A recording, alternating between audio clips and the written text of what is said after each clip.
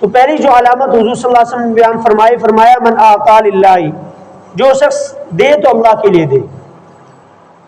تو اس کا مفہوم کیا ہے؟ اس کا مفہوم یہ ہے کہ صدقہ خیرات، اپنے اہل و عیال پر خرچہ کرنا، اپنی ذات پر خرچہ کرنا، یہ سب اللہ کے لیے ہونا چاہیے۔ اچھا، اب یہ بات تو سمجھ میں آتی ہے، اگر کسی کو کوئی صدقہ خیرات دے، کسی پر کوئی چیز خرچ کرے، تو اس کے اندر تو پتہ چلتا ہے بھئی ہم نے کسی کو کچھ دیا ہے، اور اس کے اندر اگر ریاکاری کی نیت نہیں ہوگی اور اسی طرح کوئی اور مقصد دنیاوی نہیں ہوگا، تو پھر تو اس پر اللہ تعالیٰ سے ثواب کی امید ہوگی، اجر کی امید ہوگی۔ اور یہ جو چیز ہے اپنی ذات پر خرچہ کرنا، اپنے اہل و عیال پر خرچہ کرنا، کوئی دنیاوی معاملہ کرنا، تو اس کو بھی انسان کرے تو اللہ کے لیے کرے۔ مثلا کہ انسان اگر کسی دکاندار سے کوئی چیز خریدنے جاتا ہے، مثلا گوشت خریدتا ہے اور خرید رہا ہے اپنے گھر والوں کے لیے، اہل و عیال کے لیے، تو اگر یہ نیت کر لے کہ میں جو یہ گوشت خرید رہا ہوں اپنے گھر والوں کے لیے، یہ گھر والوں کا خرچہ یہ اللہ نے میرے ذمہ لازم کیا ہے، یعنی اللہ کے لیے میں کر رہا ہوں۔ اور دوسری نیت یہ ہونی چاہیے کہ میں نے جو چیز خریدی ہے یہ حلال طریقے سے میں خرید رہا ہوں، تو یہ حلال طریقے سے میں نے خریدنا، حلال طریقے سے کمانا، یہ بھی اللہ ہی کے لیے کر رہا ہوں۔ تو گویا اس کو بھی ہم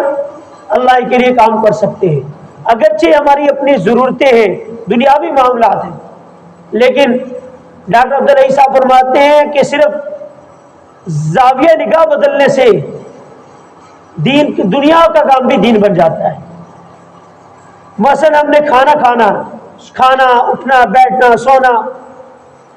گھر والوں پر خرچہ کرنا، یہ ہمارے سب اپنی ضرورتیں ہیں، لیکن صرف زاویہ نگاہ بدلنے کا فرق ہے، وہ بدلیں گے تو یہی ہمارا دنیا کے کام دین بن جائے۔ مثلا کہ ہم خود سوتے ہیں،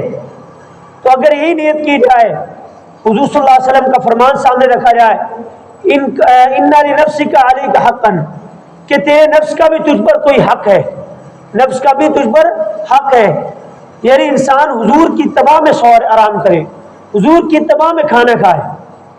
تو ہماری یہ ضرورتیں ہیں بنیادی، لیکن صرف ہم نے نیت اس کے اندر درست کی، نیت کو بدلا، زاویہ نگاہ کو بدلا، تو اللہ نے اس دنیا کے کام کو بھی دین بنا دیا، اس پر بھی اجر کی امید ہے انشاءاللہ، اللہ اجر عطا فرمائیں گے اس پر بھی۔ اور ہم نے جو سمجھ رکھا ہے کہ کسی کو کچھ دینا، صدقہ خیرات کرنا وہی صدقہ ہے، نہیں، بلکہ حدیث مبارکہ کے اندر ہے حق کی بات کہنا بھی صدقہ ہے، اپنی بیوی کا خیال رکھنا، اپنے گھر والوں پر، اہل و عیال پر خرچہ کرنا بھی یہ صدقہ ہے، تو یہ بھی صدقات کے اندر شامل ہے۔ تو کسی کو کوئی صدقے کے بارے میں حضور صلی اللہ علیہ وسلم نے آگ سے بچانا ہے اپنے آپ کو، اتقوا النار ولو بشق تمرۃ، اپنے آپ کو آگ سے بچاؤ چاہے کہ کھجور کے ایک ٹکڑے سے کیوں نہ ہو، تو صدقے کے اندر کوئی قید نہیں ہے، بلکہ دین کی بات بھی صدقہ ہے، سبحان اللہ کہنا، اللہ اکبر کہنا، یہ سب صدقے ہیں۔ تو یہ سب ہمارے کام جو ہونا چاہیے، یہ ہماری دنیاوی ضرورتیں ہیں، لیکن ہم نے صرف زاویہ نگاہ بدلنا ہے اور اللہ تعالیٰ نے اس کو دین بنا دیا، ہم کو اس پر اجر عطا فرمائیں گے اللہ رب العزت۔ تو سب سے پہلی جو ایمان کامل کی علامت حضور نے بیان فرمایا من اعطا للہ، کسی کو اگر کچھ دے تو اللہ ہی کے لیے دے۔ اور دوسری علامت بیان فرمائی وَمَنَعَ لِلَّهِ، اگر کسی سے کوئی چیز روکے تو اللہ کے لیے روکے۔ مثلا کہ ایک بندے کا پتہ ہے کہ یہ بندہ مجھ سے پیسے مانگ رہا ہے، یہ غلط استعمال کرے گا، اس کا کوئی جو اس پیسوں سے، ان پیسوں سے ناجائز کام کر رہا ہے تو نہ اس کو دے۔ اگر کسی رسم و رواج پر ختم اس کو خرچ کیا جا رہا ہے، اپنے پیسوں کو ختم کیا جا رہا ہے کسی رسم و رواج پر، شریعت کے خلاف استعمال کیا جا رہا ہو، تو آپ وہاں پر نہ دے، اس طور پر کہ یہ تو لوگ کہیں گے کہ بھائی نہ کر جائے گی لوگوں کے سامنے، لیکن اللہ کے نبی کے فرمان پر تو عمل ہو جائے گا نا، دین پر تو چل جائیں گے نا، اس پر اللہ رب العزت کی طرف سے اجر تو مل جائے گا نا۔ تو دنیا کے اندر نہیں دیکھنا چاہے ہماری ناک کٹ جائے گی، یہ معاملہ ہو جائے گا، فلاں رسم ہے اس کو پورا نہیں کریں گے تو ہمارے ساتھ لوگ یہ کہیں گے، لوگ وہ کہیں گے، تو لوگ تو کہہ لیں گے، لوگوں نے تو پھر بھی کہہ دینا ہے۔ لیکن اگر ہم دین پر چل لیں گے اس وقت ان پیسوں کو فضول خرچی کے اندر نہیں لگائیں گے، ان کو فضول نہیں خرچ کریں گے، تو اللہ تعالیٰ اس پر بھی اجر عطا فرمائیں گے۔ تو دو علامتیں حضور نے یہ بیان فرما دی، من اعطى للہ ومنع للہ، اگر کسی کو کچھ دے تو اللہ ہی کے لیے دے، اگر کسی سے کچھ روکے تو اللہ ہی کے لیے روکے۔ اور تیسری علامت ایمان کامل کی حضور نے بیان فرمائی، وَأَحَبَّ لِلَّهِ، اگر کسی سے محبت کرے تو اللہ ہی کے لیے محبت کرے۔ ہماری محبت جو ہونی چاہیے یہ اللہ ہی کے لیے ہونی چاہیے۔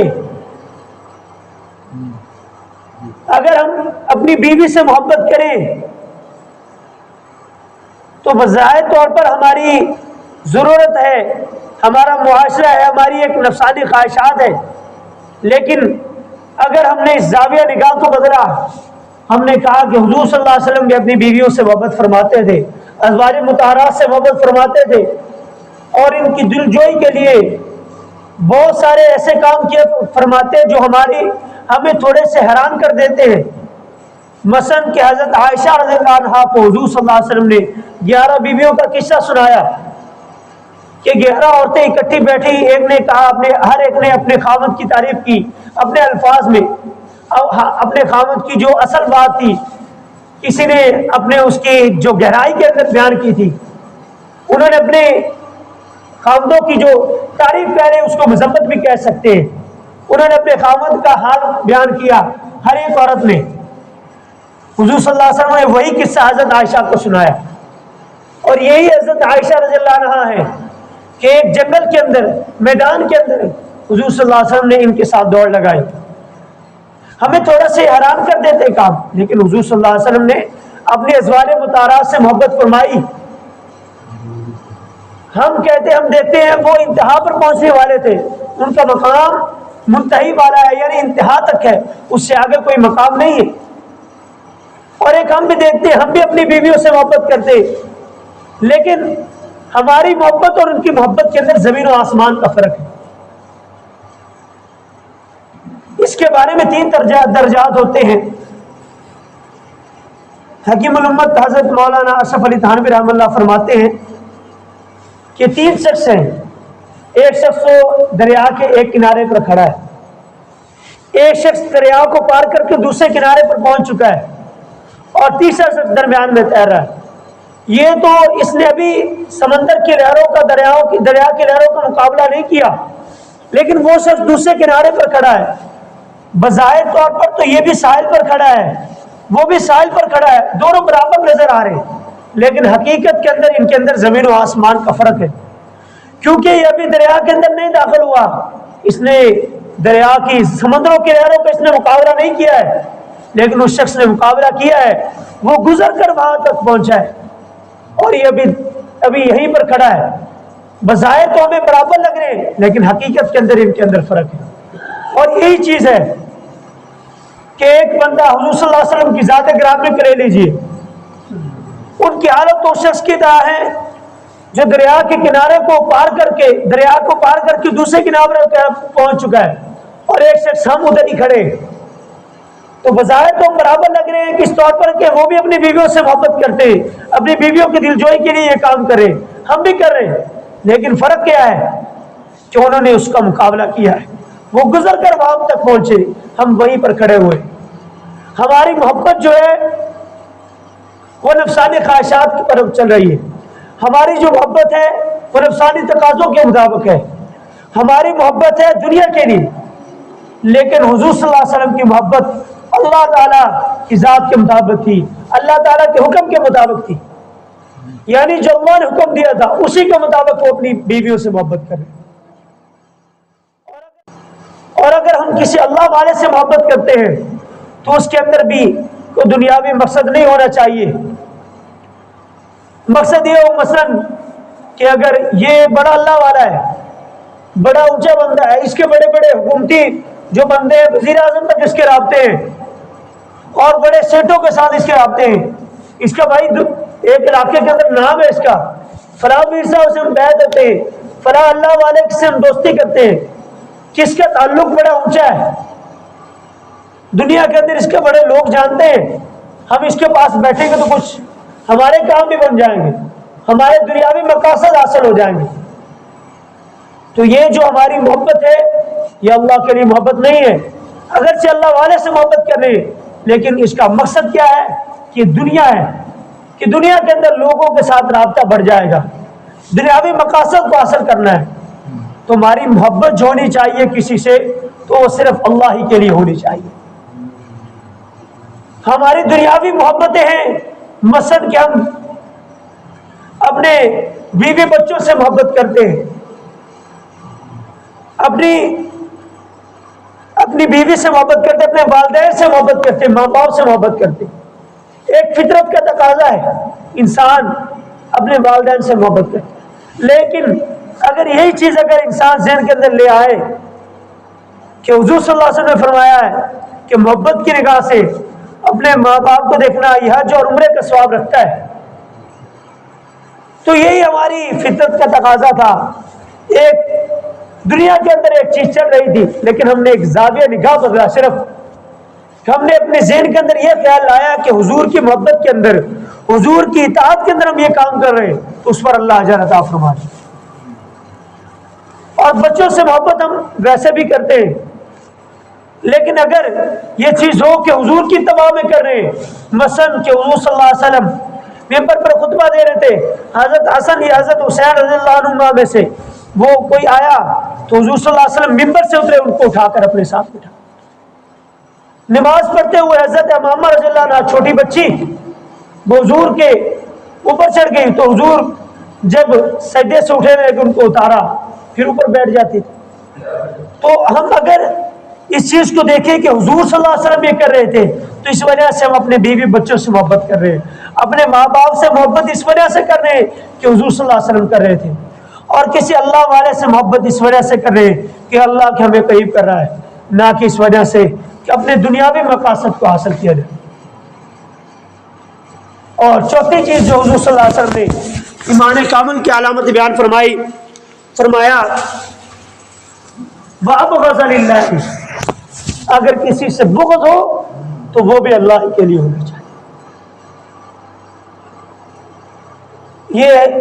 علماء نے بیان فرمایا ہے، بزرگوں نے بیان فرمایا ہے کہ کافر سے جو نفرت ہے وہ اس کی ذات سے نفرت نہیں ہے بلکہ اس کے کفر سے نفرت ہے، بیمار سے نفرت نہیں ہے بلکہ اس کی بیماری سے ہوتی ہے۔ اگر بیمار کی ذات سے نفرت کی جائے تو اس کا علاج کون کرے گا، اس کے پاس کون بیٹھے گا؟ ایک مشرک ہے، گند کے اندر ایک پودا ہے تو اس کی ذات سے نفرت نہیں بلکہ اس کے گند سے نفرت ہے۔ جب وہ دور ہو جائے گا ہماری اس سے محبت ہو جائے گی۔ اس کی مثال اس طرح ہے کہ حضرت حمزہ رضی اللہ عنہ جو حضور صلی اللہ علیہ وسلم کے سکے چچا جو غزوہ احد کے اندر شہید ہو گئے، ان کا مسئلہ کیا گیا۔ حضرت وحشی رضی اللہ عنہ، حضرت ہندہ رضی اللہ عنہ، ان دونوں نے، حضرت وحشی نے اس کو قتل کیا، ان کو قتل کیا، شہید کیا، حضرت ہندہ نے ان کا کلیجہ چبایا، بڑے سختی کے ساتھ ان کے ساتھ معاملہ کیا، بڑی سختی کی مسئلہ کیا ان کا، ٹکڑے ٹکڑے ان کے لاش کے کر دیے، پھر لاش کے ٹکڑے ٹکڑے کر کے پھر کلیجہ چبایا۔ یہ تو بڑے غیظ و غضب کا اظہار ہوتا ہے، انتہا ہوتی ہے میرے بندے کو غصہ دلانے کے لیے، تو حضور صلی اللہ علیہ وسلم کے سامنے یہ سب کچھ کیا گیا، لیکن ان سے نفرت جو تھی ان کے کفر سے تھی، ان کے اس گندے فعل سے تھی، ان کے ان کاموں سے تھی، لیکن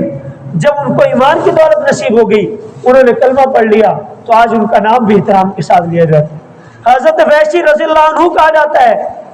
حضرت ہندہ رضی اللہ عنہ کہا جاتا ہے، تو کیا وہ مقام ہوگا، کیسی حضور کی محبت، کہ کیسا اللہ رب العزت کا نظام کہ قیامت کے دن قاتل بھی جنت میں جا رہے ہوں گے اور مقتول بھی جنت میں جا رہے ہوں گے۔ کیسا اللہ رب العزت نے حضور صلی اللہ علیہ وسلم نے معاف کیا ہے، یہ حضور کی محبت ہے، حضور کی شفقت ہے کہ حضور صلی اللہ علیہ وسلم نے اتنے سختی کے بعد بھی معاف فرما دیا۔ یہ چیز ہے کہ ان کی ذات سے نفرت نہیں تھی بلکہ ان کے کفر سے نفرت تھی، ان کے اس فعل سے نفرت تھی۔ تو ہمیں بھی اگر کسی سے نفرت ہو، کسی کے اس کے غلط عقائد کی وجہ سے ہو سکتی ہے، اس کے باطل تعویلات کی وجہ سے ہو سکتی ہے، اس کے غلط نظریات کی وجہ سے ہو سکتی ہے، لیکن اس کی ذات سے نفرت نہیں ہونی چاہیے۔ تو اس کا واقعہ مشہور آپ نے بھی سنا ہوگا کہ حضرت علی رضی اللہ عنہ کا واقعہ، جب یہودی نے ان کے سامنے حضور صلی اللہ علیہ وسلم کے بارے میں کوئی گستاخانہ جملہ کہا تو حضرت نے اس کو پٹک دیا، سینے پر سوار ہو گئے۔ تو اس نے دیکھ لیا کہ اب چھوٹنے کا تو کوئی چارہ نہیں ان سے، کیا کروں؟ تو اس نے غصے کے اندر حضرت علی کے چہرے پر تھوک دیا۔ تو حضرت علی اسی وقت اٹھ گئے، چھوڑ دیا اس کو۔ لوگوں نے کہا کہ حضرت یہ کیا کیا؟ ایک تو اس نے حضور صلی اللہ علیہ وسلم کی گستاخی کی تو آپ نے اس کو مار دیا، اور پھر اس نے یہ سختی کا کام کیا کہ آپ کے چہرے پر تھوک دیا۔ یہ تو بڑا سختی کا کام تھا، لیکن اس کے بعد تو آپ نے اس کو چھوڑ دیا، حالانکہ آپ کو تو اس کو مار دینا چاہیے تھا اور سختی کرنی چاہیے تھی۔ تو حضرت علی نے کیا فرمایا؟ فرمایا پہلے میں اس کو مار رہا تھا، وہ میں حضور صلی اللہ علیہ وسلم کی محبت کے اندر، اللہ کی محبت کے اندر کر رہا تھا، لیکن اب اگر میں اس کے ساتھ زیادتی کرتا مارتا تو اپنی ذات کی وجہ سے کر رہا ہوتا۔ تو اس وجہ سے میں نے چاہا کہ اللہ کی محبت جو رسول کی محبت ہے وہ اپنی ذات کو اس کے اندر نہ داخل ہو، تو اس وجہ سے حضرت علی نے اس کو چھوڑ دیا۔ اور یہ حضور کی محبت کے اندر اگر کسی سے نفرت ہوتی ہے تو اس کے اس عمل کی وجہ سے ہوتی ہے۔ حضرت عمر کا واقعہ بھی آپ نے سنا ہوگا کہ حضرت عباس رضی اللہ عنہ کو جو چھت کا جو پرنالہ تھا وہ مسجد نبوی کے اندر تھا، حدود کے اندر تھا یا راستے کے اندر تھا، اس طرح ہے۔ تو حضرت عباس رضی اللہ عنہ کہیں سفر پر تھے تو حضرت عمر نے اس پرنالے کو اتروا دیا۔ جب حضرت عباس آئے تو حضرت عباس نے کہا کہ حضرت امیر المومنین تھے حضرت عمر بن خطاب رضی اللہ عنہ۔ حضرت عباس نے کہا کہ حضرت یہ کیا آپ نے کیا؟ یہ پرنالہ اتروا دیا۔ فرمایا کہ ایک مسجد کے اندر آ رہا تھا تو آپ کو کس نے اجازت دی کہ مسجد کے اندر اس کو لگایا جائے؟ تو حضرت عباس رضی اللہ عنہ نے فرمایا آپ کو پتہ ہے میں نے اپنی مرضی سے نہیں لگایا، بلکہ اس کی اجازت مجھے حضور صلی اللہ علیہ وسلم نے دی تھی۔ تو حضرت عمر رضی اللہ عنہ نے کہا کہ عمر کی کیسے جرات ہو سکتی ہے کہ حضور کی مخالفت کرے؟ فرمایا کہ ایسا نہیں ہوگا کہ آپ خود پر نعرہ لگائیں یہاں پر، بلکہ عمر کھڑا ہوگا، عمر کے کندھے پر تو سوار ہوگا، عمر کی کمر پر سوار ہو کر اس پر نعرے کو لگائیں۔ امیر المومنین ہو کے 22 لاکھ مربع میل کا حکمران وہ نیچے ہو رہا ہے، جھک رہا ہے، اور اوپر حضرت عباس سوار ہو کر اس پر نعرے کو لگا رہے۔ کس وجہ سے؟ کہ حضور کی محبت میں تھا۔ اگر مجھے تو نہیں اس کا علم تھا حضور کے کہیں ایسا نہ ہو جائے کہ حضور کی مخالفت ہو جائے۔ یہ ہمارے بڑوں کی تعلیمات ہیں، اور یہ جو اگر کوئی بندہ دین پر نیا نیا چلتا ہے تو وہ بہت غلطیاں کر جاتا ہے۔ ایک بندہ دین پر نئے نئے چلنے لگتا ہے تو شیطان کہتا ہے بھائی تو دین پر چل رہا ہے، اب تو نمازی بن گیا، اب تو بڑا بن گیا، بڑا تو عالم بن گیا، بڑا تو نمازی بن گیا۔ اب یہ شیطان اس کو کیا دھوکہ دیتا ہے کہ لوگوں کو حقیر سمجھنے لگ جاتا ہے، اپنے ماں باپ کو بھی حقیر سمجھنے لگ جاتا ہے، اپنے بڑوں کو بھی حقیر سمجھنے لگ جاتا ہے کہ بھائی میں تو بہت کچھ بن گیا ہوں، پتہ نہیں میں کیا بن گیا ہوں۔ اپنے آپ کو بڑا سمجھنے لگ جانا اور کہنا کہ میں ہی عبادت کر رہا ہوں، یہ شیطان کا دھوکہ ہوتا ہے۔ تو اس وجہ سے اگر کسی کو کوئی غلط بات نظر آئے تو اس سے اس کی ذات سے نفرت نہ کرے،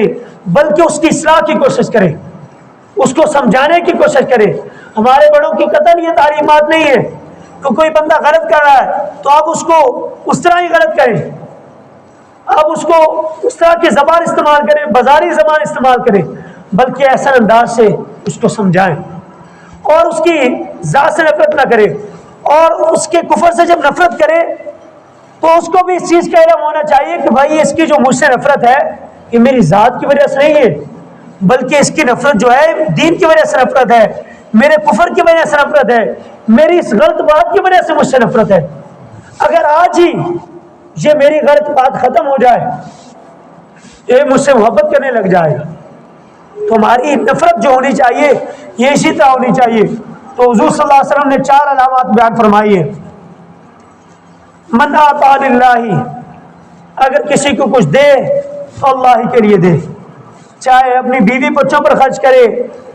کسی کو صدقہ خیرات کرے یا کوئی دین کے کام کے اندر لگائے، تو ہر چیز کے اندر نیت ہونی چاہیے کہ اللہ کے لیے میں نے کی۔ اور دوسری جو علامت ایمان کامل کی حضور صلی اللہ علیہ وسلم نے بیان فرمایا کہ اگر کسی سے کوئی چیز روکے تو اللہ ہی کے لیے روکے. یعنی اگر کسی کو کوئی چیز نہیں دے رہا ہے اس وجہ سے نہیں دے رہا کہ غلط استعمال کرے گا, فضول خرچی ہو رہی ہے تو اس وجہ سے نہیں کر رہا ہے, تو یہ بھی اللہ ہی کے لیے ہوگا. اور تیسری چیز جو ہے اللہ سے کہ اگر کسی سے محبت کرے گا تو وہ صرف اللہ ہی کے لیے محبت کرے گا. بیوی بچوں سے محبت ہوگی,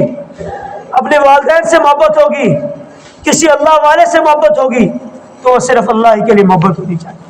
اگر کسی سے بغض ہو,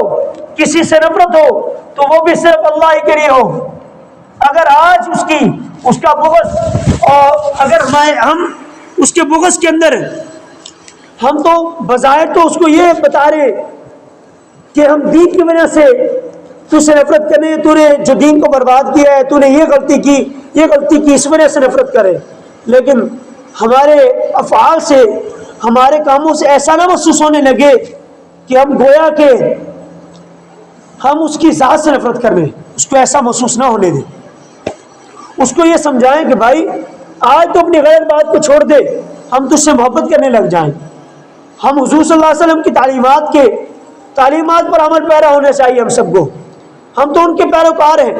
جنہوں نے تو اپنے جو سگے چچا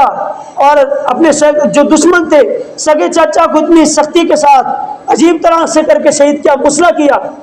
لیکن پھر بھی حضور صلی اللہ علیہ وسلم نے معاف فرما دیا. اور ایمان کی دولت پھر عزت و احترام, آج دنیا عزت و احترام کے ساتھ ان کا نام لے رہی. تو اس وجہ سے ہمیں ان چیزوں کا خیال رکھنا چاہیے. ہم کو اس کے اندر حدود اللہ کا خیال رکھنا چاہیے, اللہ کی حدود کا خیال رکھنا چاہیے. اور کسی کو نصیحت کرے تو احسن انداز سے نصیحت کرے. علامہ شبیر احمد عثمانی رحمہ اللہ ایک جملہ فرمایا کرتے تھے, بڑی کام کی بات ہے. فرمایا کرتے تھے اگر حق کی بات سچی نیت سے, حق کی بات حق نیت سے اور حق طریقے سے کہی جائے گی تو وہ کبھی بے اثر نہیں رہے گی. سب سے پہلی شرط یہ ہونی چاہیے کہ بات حق کی ہو. دوسری چیز یہ ہے کہ نیت بھی حق کی ہو. حق کی بات ہو, کوئی غلط بات نہ ہو کہ جو باطل نظریات اس پر آپ تھوپنا چاہتے ہو, تو یہ بات بھی نہیں ہونی چاہیے. اور نیت بھی اچھی ہونی چاہیے. یہ نہیں ہونی چاہیے کہ میں اس کو سمجھاؤں گا, لوگوں کے سامنے یہ ذلیل ہو جائے گا, لوگوں کے سامنے اس کو حقیر کر دوں گا, لوگ کہیں کہ بھائی اس نے اس کی سب کے سامنے بےزتی کر دی, اس نے اپنے آپ کو بڑا جتلا دیا. تو اگر حق بات ہو لیکن نیت غلط ہو تو وہ بے اثر رہتی ہے, اس کا کوئی اثر نہیں ہوتا ہے. اور تیسری جو چیز ہے حق طریقے سے بھی ہونی چاہیے. یہ چیز نہیں بات بھی آپ کی حق ہے, بھائی آپ نے بات بھی ٹھیک کرنی ہے اور نیت بھی آپ کی ٹھیک ہے, لیکن طریقہ ایسا طریقہ اور ایسا انداز آپ اپنا رہے کہ اگر کو برا محسوس ہو رہا ہے. بات بھی ٹھیک ہے, لوگ بھی کہہ رہے بھائی آپ کی بات ٹھیک, حقیقتاً آپ کی بات بھی ٹھیک ہے, نیت بھی آپ کی بھائی مان لیا درست ہے, بھائی اس کی اصلاح ہو جائے گی, لیکن کوئی طریقہ ہوتا ہے, طریقے سے بات کریں. اگر ہم کسی کو بات کریں اور ان تین چیزوں کو اپنے ذہن کے اندر رکھ لیں تو ہماری جو بات ہے کبھی بے اثر نہیں رہے, اس کا اثر انشاءاللہ ضرور ہوگا. یہ بڑے نچوڑ کی باتیں ہیں, بڑے خلاصے کی باتیں ہیں. تو آج کی ہماری مجلس کا خلاصہ یہ ہے کہ ہمیں آج اپنے غصے پر قابو رکھنا ہے. غصے کے اندر آ کر کسی کے بغض اور حسد اور کینہ کے اندر آ کر اس کے کفر کی وجہ سے نفرت تھی اور ذاتی ہم اس کو بنا لیں, ذاتی نہیں بنائیں گے. اور ہر چیز کی ہم نے تحقیق کرنی ہے, ہر چیز کو سمجھنے کی کوشش کرنی ہے. کسی پر الزام نہیں توڑنے ہیں, کسی کو برا بھلا نہیں کہنا ہے, بلکہ سب سے پہلی چیز ہے اپنے آپ کو درست کرنے کی کوشش کرنی ہے. اگر کسی کو اصلاح کرنی ہے تو ایسے انداز سے کرنی ہے کہ اگلے بندے کو برا محسوس نہ ہو. آج ہم یہ کر رہے ہوتے ہیں, ہمارا انداز ٹھیک ہوتا ہے, نیت ٹھیک ہوتی ہے, بات بھی ٹھیک کر رہے ہوتے ہیں, لیکن طریقہ ایسا اپنا رہے ہوتے ہیں کہ ہم اگلے بندے کو ذلیل کر رہے ہوتے ہیں, اگلے بندے کو ہم پریشان کر رہے ہوتے ہیں, اگلے بندے کو اپنے آپ سے نفرت دلا رہے ہوتے ہیں. اگر ایسا ہوا کہ ہم خود تو نماز پڑھ رہے ہیں لیکن کوئی نماز پڑھنے آیا, ہم نے اس کو ایسا سخت انداز سے ڈانٹا, وہ آئندہ سے نماز نہیں پڑھے گا, اس کا وبال کس پر ہے؟ ہمارے اوپر اس کا وبال پڑے گا, کیونکہ ہماری وجہ سے اس نے مسجد چھوڑ دی, ہماری وجہ سے اس نے نماز چھوڑ دی. کیوں؟ دین کے اندر یہ اصول ذہن کے اندر رکھنا چاہیے. کوئی دین کا کام اگر ہم کر رہے ہوں لیکن اس دین کے کام کی وجہ سے کسی کو تکلیف ہو رہی ہو، اس طور پر کہ وہ اس پر اعتقاد رکھنے والا، اگر مثلا کہ ہم نماز پڑھ رہے ہیں، جہاد کر رہے ہیں، کفار کو تکلیف ہے، وہ الگ چیز ہے، وہ ایک اسلام اور کفر کا معاملہ ہے. لیکن ہماری جو عبادت ہے، ہمارا جو عمل ہے، مثلا کہ ایک بندہ سو رہا ہے، آپ کے سامنے ایک بندہ سو رہا ہے ادھر مسجد کے اندر، آپ بھی آگے، تو آپ اس کے پاس بیٹھ کر اونچی اونچی تلاوت شروع کر دیں. نہیں اجازت ہے آپ کو. آپ کی تلاوت تھی، آپ نے تلاوت کرنی تو آپ آہستہ آواز سے کر سکتے ہیں. آپ کے جو دین کے کام کی وجہ سے، آپ کے نیک عمل کی وجہ سے اس بندے کو تکلیف نہیں ہونی چاہیے. بازاروں کے اندر ہم یہ گھروں کے اندر دیکھتے ہیں، ہم کوڑا، ہمیں گلے صفائیوں کا بھی خیال رکھنا چاہیے کہ ہم دیکھتے ہیں ہم کوڑا پھینک دیتے، ہم نے تو اپنی طرف سے بازار کے اندر پھینک دیا، اپنی طرف سے ہم نے گند اتار دیا، لیکن ہماری وجہ سے کسی کو تکلیف نہیں ہونی چاہیے. ہم اگر کسی کو تکلیف دیں گے تو ہمیں اس پر گناہ ملے گا. تو یہ تھوڑی تھوڑی باتیں، جو تھوڑی تھوڑی